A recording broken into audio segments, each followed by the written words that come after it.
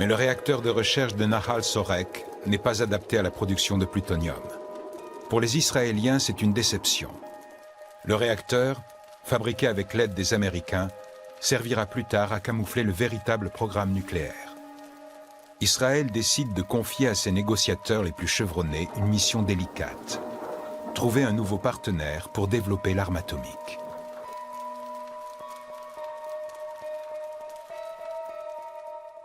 Tout a commencé en 1952 et avec l'arrivée à Paris d'un personnage qui s'appelle Shimon Peres, qui était directeur au ministère de la Défense israélien, qui travaillait avec Ben Gurion. Et l'objectif était d'obtenir le maximum d'armes, le maximum de conseils, le maximum de la France. Ben Gurion et son émissaire savent que la France a lancé un programme de développement de l'arme atomique. La mission de Peres est d'accéder à ce programme. À Paris, les portes lui sont grand ouvertes. Beaucoup d'hommes politiques donc ont été séduits, véritablement séduits par Shimon Peres.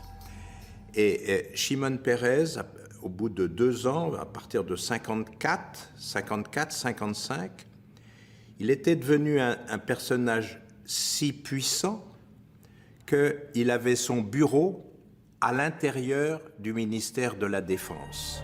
Les images des espions américains révèlent que plusieurs centaines de Français travaillent sur le site. Ils sont logés dans les nouveaux lotissements environnants. Pour Washington, plus de doute. Français et Israéliens développent un programme d'armement nucléaire. À l'origine de ce projet ultra secret, 2 hommes: le président du Conseil Guy Mollet et le ministre de la Défense Maurice Bourgès-Monory.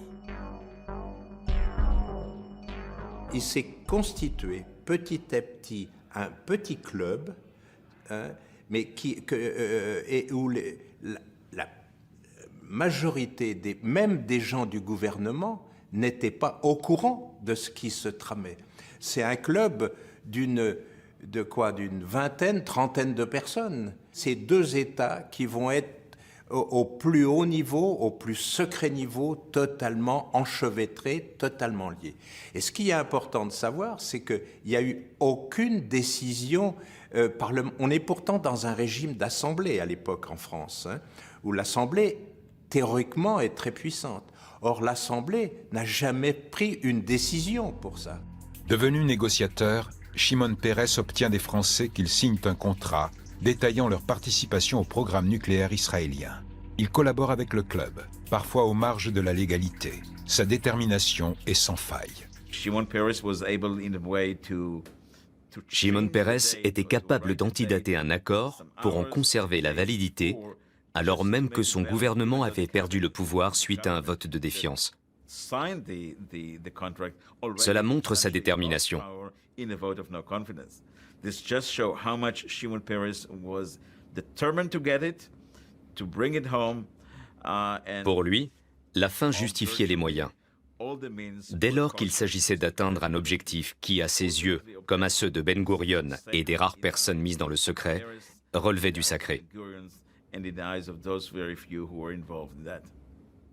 Les Israéliens ont fait un pas décisif dans l'acquisition de la bombe atomique.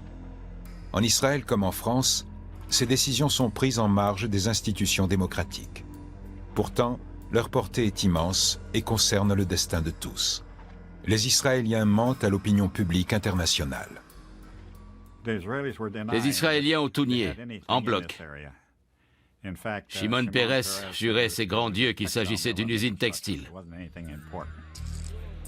1958, De Gaulle est de retour au pouvoir et il opère un virage à 180 degrés. Le nouveau président veut la bombe atomique pour la France, mais pas pour Israël. Il lui faudra pourtant du temps pour imposer son point de vue. Il ignore ce qui se trame en coulisses. Le général de Gaulle ne va pas être prévenu tout de suite de cet engagement sur la bombe. Et il va falloir près d'1 an et demi ou qu'il soit au courant de tout. Pourquoi il n'est pas au courant? Parce qu'il y a dans le système les gens du club qui font en sorte de donner que des bouts d'informations. Rien ne peut détourner Ben Gurion de son objectif, pas même la nouvelle donne à Paris. Pour Tel Aviv, il est urgent d'acquérir des systèmes de portée pour ses armes atomiques, et notamment des missiles. Les dirigeants israéliens savent qu'ils ont peu de temps avant que le vent ne tourne en France. Le général de Gaulle va décider d'arrêter toute cette affaire, mais donc les instructions ne descendent pas rapidement, il y a des obstacles partout, partout, parce que le club est très implanté, à la fois dans l'armée, à la fois dans la fonction publique, à la fois dans le politique.